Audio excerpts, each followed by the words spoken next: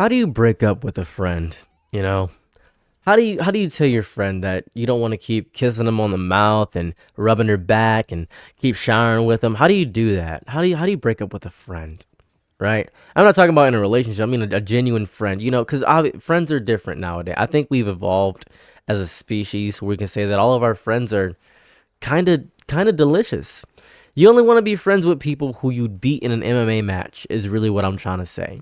You don't want to be friends with anybody who you don't see yourself punching in the stomach and ripping their hair out and trying to torture them in the basement. You don't be friends with people that way. Because if you're friends with somebody that you don't want to torture and ruin and annihilate, is that really even your friend? Or is that just somebody you pleasantly torture and mentally and psychologically abuse every single day of your life? Is that the person that you want to be? Is that it? Is that the deliciousness that goes inside of a Pillsbury Doughboy? Why are mascots, especially cereal mascots, so sexy? Why is that? Why is Tony the Tiger so slutty with his slutty little waist? Why is the Trix Rabbit so delectable? Why is that? Why is that weird thing that it was? I don't know if you guys remember. There was a weird creature. I don't know what it was for it was the Honeycombs mascot. It was freak. It was real freaky looking. I didn't like it at all. It was really freaky looking. It was like one of the freakiest things I've ever seen. I liked that little thing. He was very, very, very provocative to me. Don't know what, and it may have not have even been provocative. Could be a lot. I could just be saying this to myself, and everybody could think I'm crazy. But I think that you're crazy because you weren't attracted to the very, very, very, very, very slutty little honeycombs thing. That thing was, oh, it went crazy. But we really gotta stop the things being so sexy.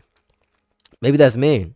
Maybe I'm so goon brain that I think that the cereal mascots are sexy. Maybe when I'm eating cereal, I'm thinking about dessert and I think that I'm a treat and I think that I'm a snack. So naturally, I'm getting turned on by, cereal. And despite the fact that it's not morally correct to get provocatively aroused by cereal, who's gonna stop me? Who's gonna stop me from living my truth and my dream? And nobody cares. Nobody cares. No one's really saying, "Oh, you shouldn't do that." They're saying, "Yeah, you should live your best life." I'm not gonna kink shame you because we've gotten too accepting, and I should be shamed for this. I should. I should naturally be taken by the legs, somebody dragging me through the town, then my head smacking against the pavement every single day. I think about these weird, nasty, disgusting, vitriolic, weird, just selfish, self-absorbed thoughts. They're absorbing myself, and I want to get absorbed into a different kind of ecosystem. Maybe I need to eco myself. Maybe I need to believe in something bigger than the dream, bigger than big time rush. And it's a big time rushing on my stomach. I don't know what that means. I don't know what anything means anymore. Anyways, I'm hungry.